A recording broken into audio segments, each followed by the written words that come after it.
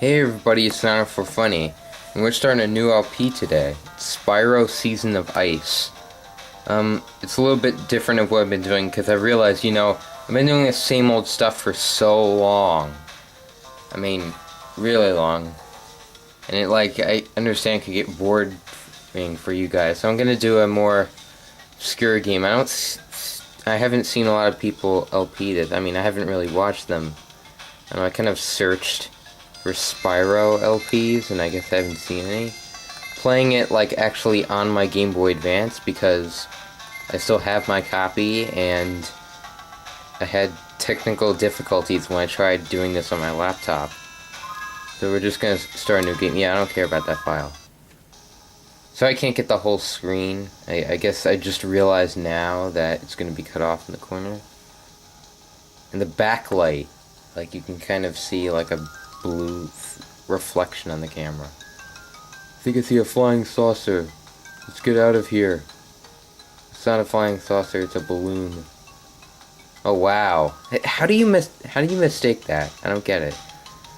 Go from yeah, I don't really know about the universe of Spyro. It's just one of those games that your mom gets you at a garage sale because it's their mom, their kid has played it and either they've beat the game or they thought it was bad or something. But this game's actually pretty good. It kind of reminds me of Banjo-Kazooie because you have to go into worlds by collecting a certain amount of things.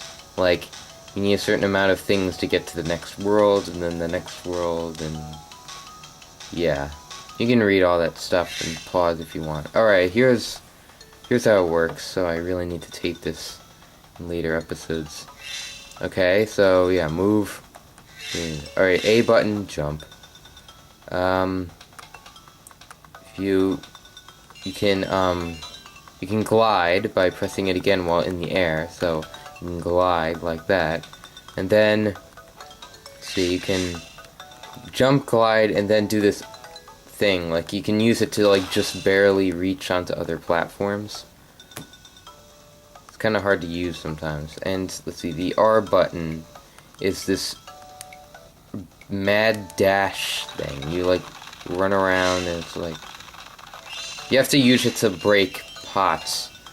Alright, now notice how this game is called Season of Ice. There's a second game called Season of Fire, also for Game Boy Advance. I lost my copy of that, so I don't know if I'll get to playing that though. Alright, see, it's called Season of Ice, but really, you're breathing fire. It's also with Season of Fire, you start out breathing ice, but then you get the fire power later, I guess. Or maybe kind of confusing now, but that little fly in the bottom represents your life. It turns green or blue or something if you get hit. I can't remember the order, but alright, these you can't break with your breath, so you have to dash into them with the R button. Alright, you hold down L and use the D-pad, and you see the areas around you, which is kind of interesting. Let's see, select button. Oh wait, yeah, these are all the worlds. We'll get to that later. Oh, but we haven't found the first fairy yet. Gotta find that.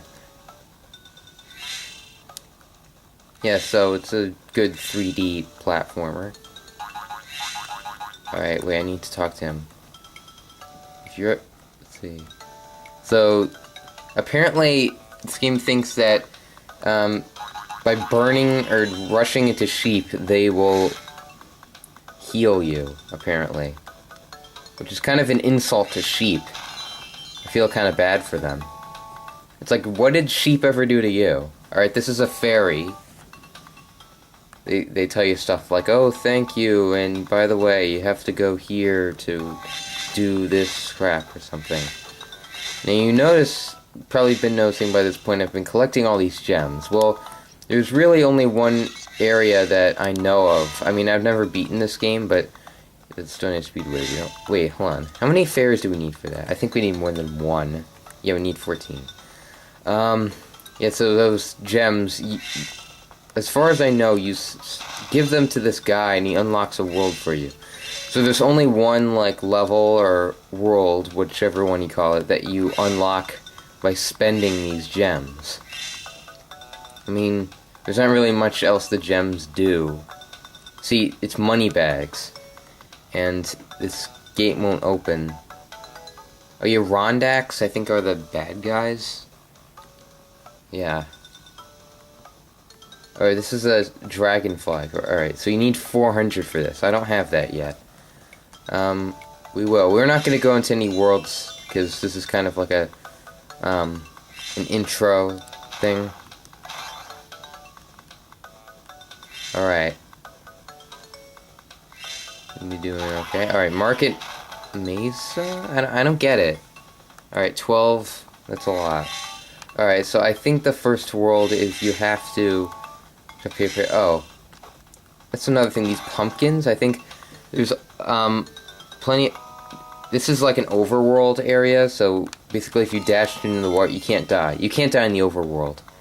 But if you find all these pumpkins and you, like, do that and light them into jack-o'-lanterns, then you stop and then it takes you to a ferry.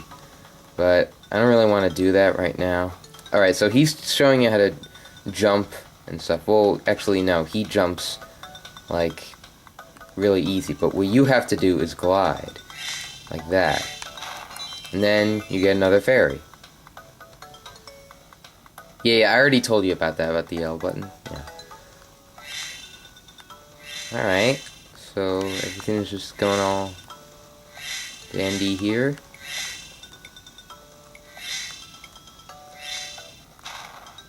Alright, there's another Jacko lion frack, whatever it is.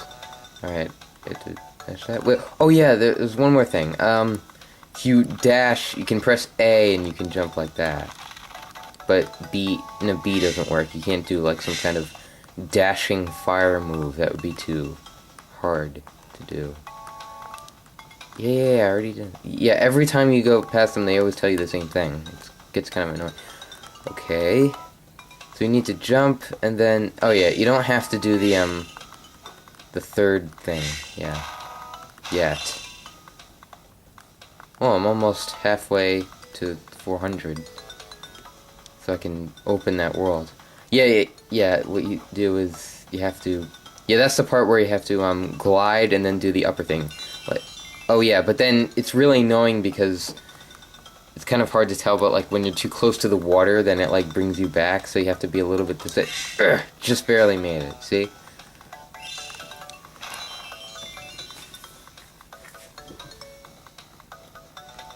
You have to really, like, kind of look at the dimensions of this. Otherwise, you try to glide, and then it's like you're over the water without realizing it. Because it's right there, and it's like... Yeah. Oh, I'm surprised. I guess I'm looking at my screen, like... On the camera, it actually looks brighter, because on my screen, I can, like, barely see it at all. I mean, it's kind of dimmed. No, I already talked to this guy. No, I don't want to do this. Not yet. We'll get to you. We'll get to you. Don't worry. You'll be my bud. Eventually. I think... Yeah, we're going to the Lava Prairie first. Next episode.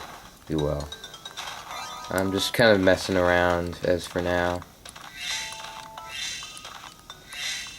Apparently there's like these streams that start from that tree and then somehow go down all the way into there. I never understood that. Okay. Yeah, Lava Prairie. Alright. The required fairies, I don't know if you can see the number. I have 3, so... Yeah, so I could have shown me the number because I already got it. But it has all that purpley stuff in there. Yeah, we're gonna work there. Next episode. It's actually... I can't think of any other game that starts you off in a lava world. It's kind of weird. It's like, okay, you just started the game. How about we just take you right to, like, World 8 of Mario Brothers or something? You also jump up. Let's see. Alright, that's worth 1. Alright, red's worth 1, green's worth 2, purple's worth 5, and yellow's worth 10. And then, in the second game, they added a diamond or something that's worth 25. But that doesn't exist in this game. Okay.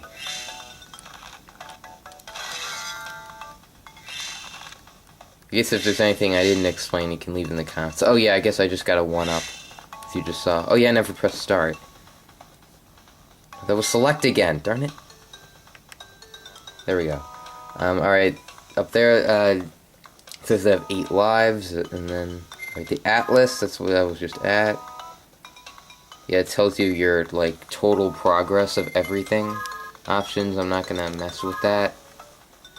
Actually, I think I have to, because I think whenever you, like, leave or come back to a world or something, that's the only way of saving. I think in the second game they changed it where you could save anywhere, but I think I have to go to Lava Prairie, like just enter just to save the game. Because as I just showed you, this is not a ROM, this is like the real deal of how I played it like years ago.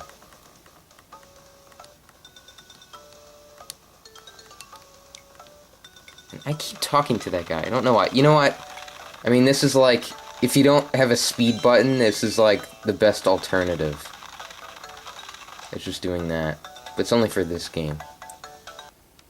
So then he goes flying into the sky, and then that little thing down there, whatever you collect, it always goes in there, and use 4 digits, so it always adds up. Sound confusing? Well, we'll actually get somewhere next episode. I love this music, but we'll listen to it next time. See, there's a lot of skulls everywhere. So I will see you next episode of Spyro.